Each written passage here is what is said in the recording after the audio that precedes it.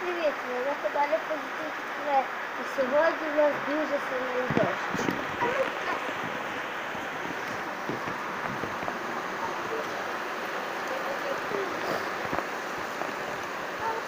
Ви не уявляєте, як це громить? Воно не громить, просто дуже сильно б'є об землю і виходить такий тук. Дивіться, застоплюють квіти ваша земля. Дивіться, що діється. І це Раківська, село Раковець. Дивіться, що сидіє.